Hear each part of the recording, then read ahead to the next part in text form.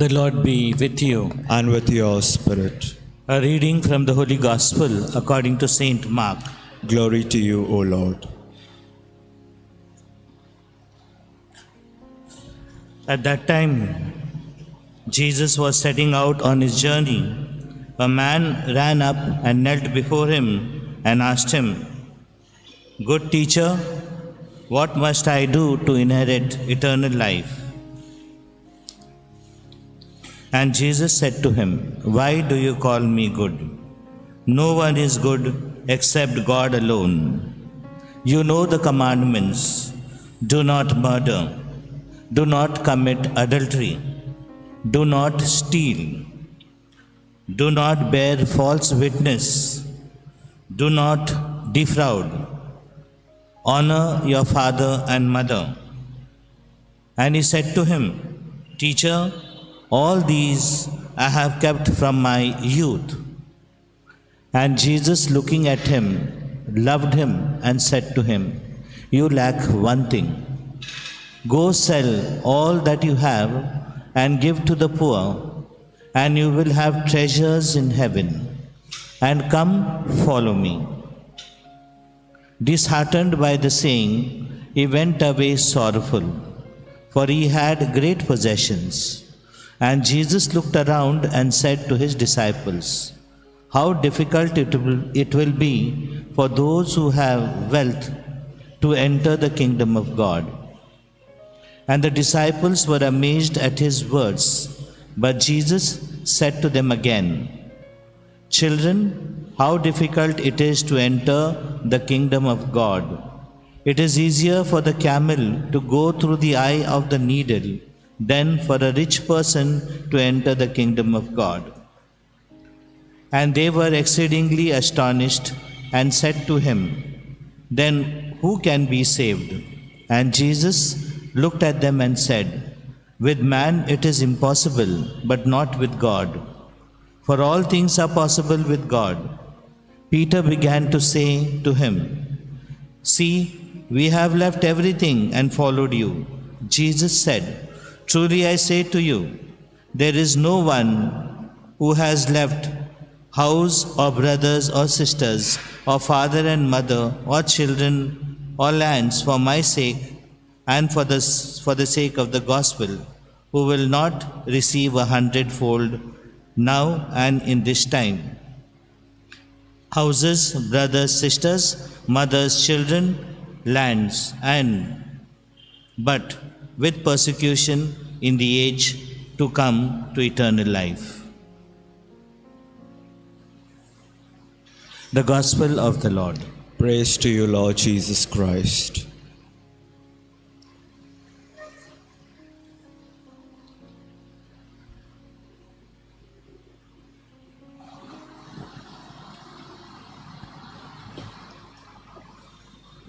My dear brothers and sisters in Christ Jesus, the rich young man, he was a very spiritual person. He cared for his inner life. What wrong did he do by asking Jesus that what must I do to gain eternal life? Have you found in the gospel any poor man asking, even Peter or the apostles asking? They have not asked this question. You and I have not asked this question to Jesus, what must I do in this pandemic to get eternal life? What must I do and repair my life or correct my life or put in order my life to gain eternal life? We have not asked this question. Why the accusation on the rich young man? He should not be accused, he should be praised. And you noticed, Jesus loved him, looked at him and said, "You lack one thing." He told him all the rules and regulations, and this young man was following them because his inner life was very important to him. Our inner life must be important to us. Then only we are walking the way to salvation. All of us are very righteous people. We do everything correctly. One thing we lack, to look at our inner life and ask Jesus, what still do I lack after doing all these things? I have done so many things for you, dear Lord, but what still I lack? This question is a right question to be asked. Accordingly, what Jesus gives inspiration, you have closed your eyes. I'm sure in the split moment, you might be thinking here and there, but there are some thoughts which came to you to rectify your lives. Do you have the courage to do it? And it is given, the rich man went away very sad and dejected. He had lots of wealth. Maybe he didn't have strength. Tell me who has strength today to give up everything and come and follow Jesus. Just give up all your wealth. No, and give it to the poor. No one does this today. No one does this today. If no one does this today, then we should think that the rich man, young man, was really right in asking Jesus this question. What must I do to gain eternal life? The question is found, the answer is found in the book of Wisdom, chapter 7, verses 7 to 11.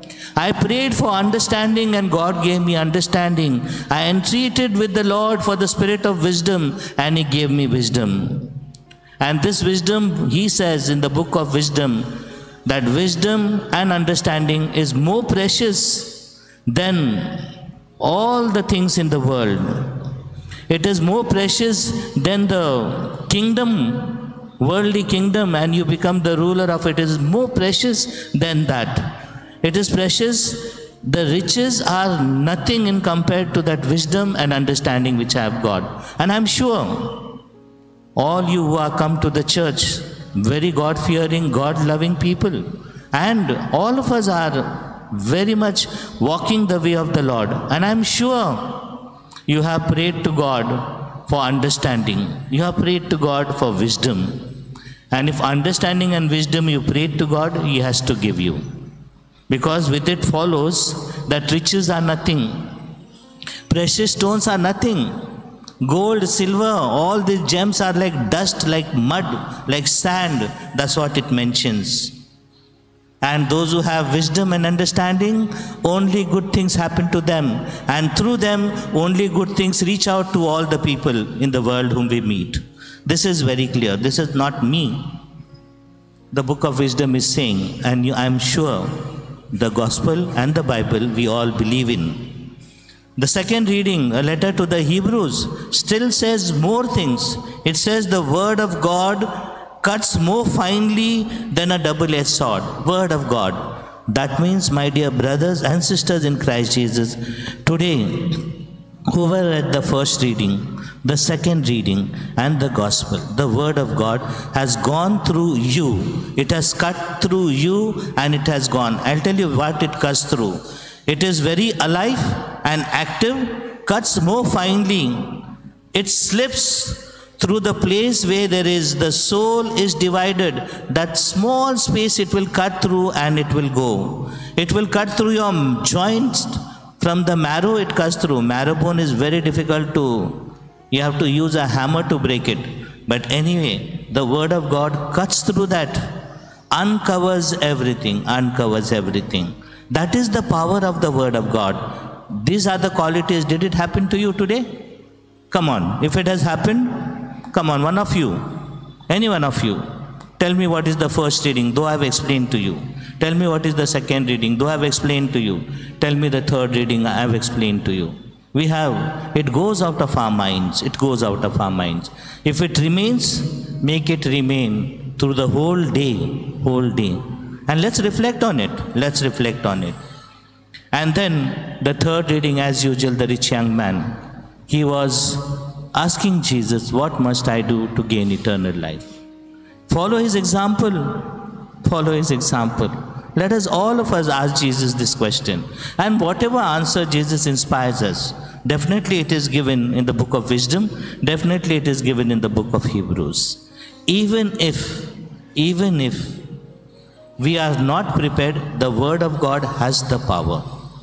That's why it is insisted by all the liturgies all over the world that the word of God must be prepared, reflected, and then given out to others. That's why all the lectors are told to practice the Word of God, reflect over the Word of God, digest it, make it part of the body. So with all the emotions and all the feelings and in the tension and in the goodness of the day, at that moment, they are proclaiming the Word of God. It is not reading of the Word of God. It is proclamation of the Word of God. And therefore, remember this. Let's follow the example. In this pandemic, when the churches are being opened once again, our minds are going to very different things. Oh my, whether we will have this church opened also during Christmas. Today it has been opened. You have Jesus today. Christmas is every day. Good Friday is every day. Holy Week is every day. Easter is every day. Because it is the Jesus whom we are following. Not of the time of the calendar, but today I am following. Because it is going to open in December, today I am thinking of it and I am not taking wholeheartedly Jesus, then we have to question. Today, this person helps us. In the book of wisdom, let us ask for understanding and wisdom. In the book to the Hebrews based on it, let us ask the Lord to give us the power of the Word of God. As you go out of this church today, after receiving the Eucharist, with the power of the Word of God, you can work miracles. Raise your hand and say, the power which I got through the Word of God and in the name of Jesus whom I have received today, I bless you. I ask you to rise and walk, it will happen. Our faith is such, tell the tree to uproot itself, it will uproot itself, even if we have the faith of the mustard seed. Try it in our life. Recognize miracles are happening in our life.